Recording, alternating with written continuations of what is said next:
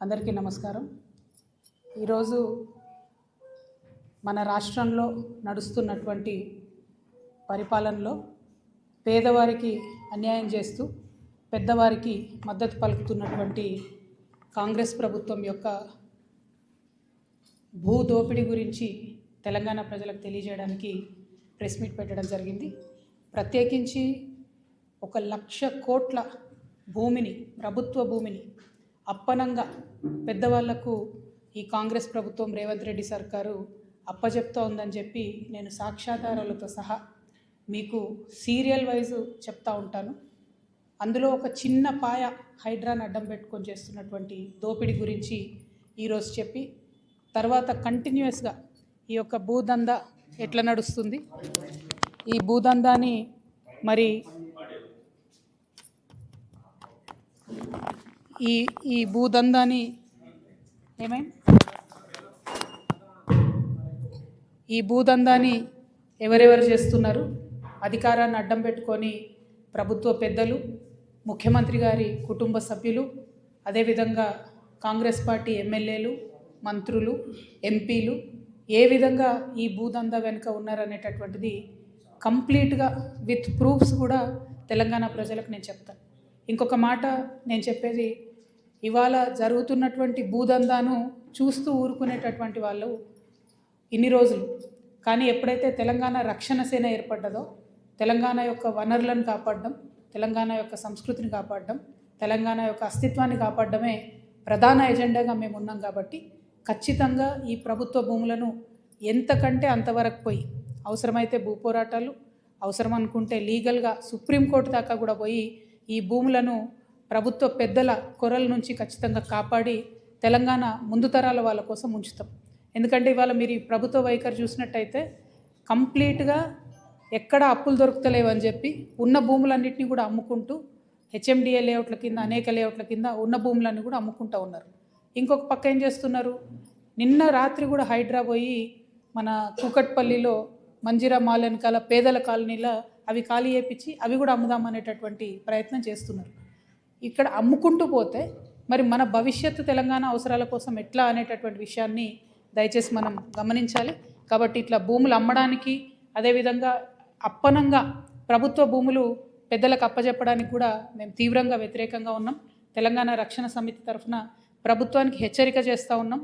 మీ భూదందా అంతా కూడా బయట పెడతాం. మీరు ప్రభుత్వ భూమిని అప్పగించేటటువంటి పనులు దయచేసి మానుకోవాలి. మేము ఈ మధ్యలో ఆ శ్రీ ఆదిత్య అనే బిల్డింగ్ దగ్గర పోయి ధర్నా చేసినప్పుడు హైదరాబాద్లు ఉల్టా మా మీదనే దాడి చేసే ప్రయత్నం చేసిండ్రు. ఆ తర్వాత మేము సాక్ష్యాధారాలతో సహా తిప్పికొట్టినాం. అప్పటి నుండి ఇప్పటి వరకు శ్రీ ఆదిత్యని అయితే వాళ్ళు టచ్ చేయలేదు. ఎందుకంటే దాని వెనుక ఇప్పుడు ప్రస్తుతం ఉన్నటువంటి ఒక ఎంపీ గారు ఉన్నారు. ఆ ఎంపీ గారికి ఇక్కడే కాదు ఇంకా అనేక చోట్ల కూడా ప్రభుత్వం సహకారం అందించింది. కాబట్టి ఆ శ్రీ ఆదిత్య అనేటటువంటి దాని వైపు వెళ్ళలేదు. కానీ నేను మళ్ళీ ప్రభుత్వానికి ఛాలెంజ్ చేసి చెప్తున్నాను, మీరు తక్షణమే హైడ్రా వెళ్ళి అక్కడ శ్రీ ఆదిత్య పనులు ఆపాలి. అది మూసి మీద మరకలాగా ఉంది, హైదరాబాద్ మీద మరకలాగా ఉంది, మొత్తం రివర్ బెడ్లోనే ఆ ప్రాజెక్ట్ కడుతున్నారు. కాబట్టి ఖచ్చితంగా దాన్ని ఆపాలి. దాంతోపాటు ఇవాళ నేను, ఎందుకంటే అది ఆపమన్న క్రమంలో రకరకాలుగా హైడ్రా మాట్లాడింది. మేము ఈ గత 4-5 రోజులుగా ఏం జరుగుతుందంటే హైడ్రా ఇంత భూమి కాపాడింది, అంత భూమి కాపాడిందని రోజు హెడ్లైన్స్లో వస్తుంది. కాబట్టి ఎట్లా సెలెక్టివ్గా పెద్దవాళ్ళని వదిలేసి పేదవాళ్ళ మీద పడుతుంది ఈ సర్కార్ అని ప్రూవ్ చేయడానికే నేను ఇది 2021 ఇమేజ్ అండి. ఇది 2021 ఇమేజ్. ఇది ప్రేమావతిపేట పెద్ద చెరువు అంటారు దీన్ని, ప్రేమావతిపేట పెద్ద చెరువు. 2021లో మంచిగా ఉంది, చెరువు నిండుగా ఉంది, చుట్టూ పచ్చదనం ఉంది, అక్కడ ఇబ్బంది ఏం లేదు. దీన్ని అప్పుడు బీఆర్ఎస్ ప్రభుత్వ హయాంలోనే పర్మిషన్స్ ఇచ్చిరు. దీనికి 2023 నాటికి చెరువులోకి అప్పటికే 7 ఎకరాల దగ్గరగా కబ్జాకి వచ్చేసినారు. అది మీరు చూస్తుంటే మీకు అర్థమవుతుంటుంది. ఇది మేము డిజిటల్ రూపంలో కూడా మీకు ఇస్తాము, తర్వాత కూడా చూపించడానికి ఈజీగా ఉంటుంది.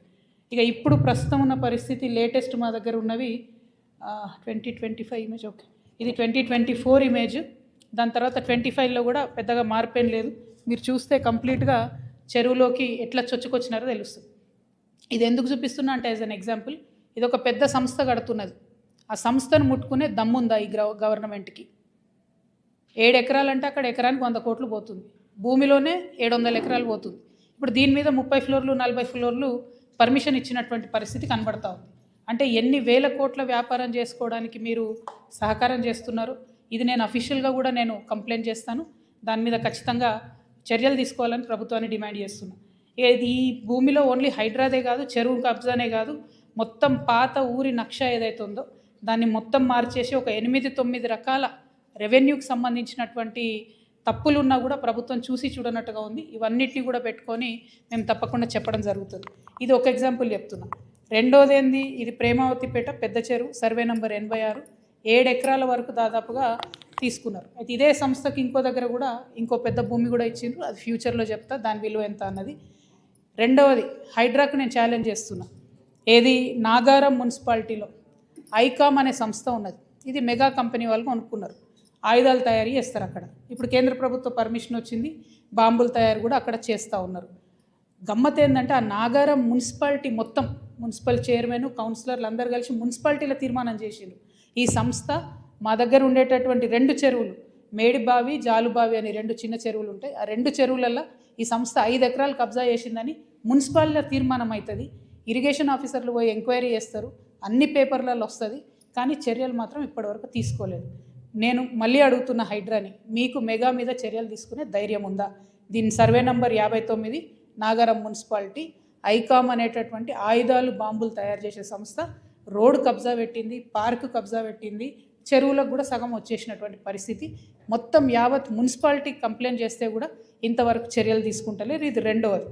ఇక మూడవది, పవన్ కళ్యాణ్ గారు ఒక 10 ఎకరాలు శిఖం భూమిని ఆయన అప్పుడు తెలంగాణ వచ్చిందన్నటువంటి దుఃఖంలో ఉన్నాడు పాపం.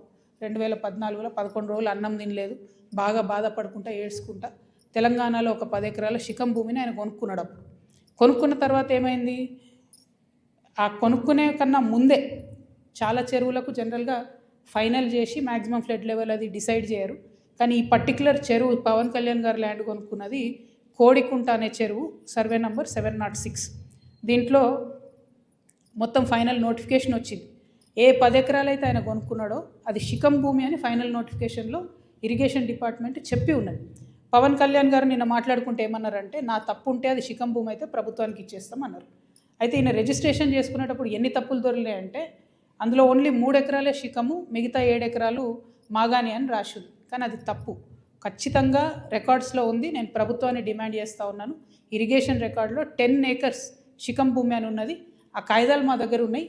కానీ ప్రభుత్వం దగ్గర ఆల్రెడీ డేటా ఉంటుంది కాబట్టి మీరు చర్యలు తీసుకోవాలని డిమాండ్ చేస్తున్నాను. పవన్ కళ్యాణ్ గారు నేను అడిగేది ఏంటంటే, మీరు వాపస్ ఇస్తా అన్నారు కదా, వాపస్ ఇచ్చేసేయండి. మామూలు రైతుల దగ్గర తీసుకున్నప్పుడు కాంపెన్సేషన్ ఎట్లా ఇస్తారో గవర్నమెంట్, మీకు కూడా ఏ టీడీఆరో ఏ పైసలు ఇస్తారు, అర్జెంటుగా వాపస్ ఇచ్చేసేయండి.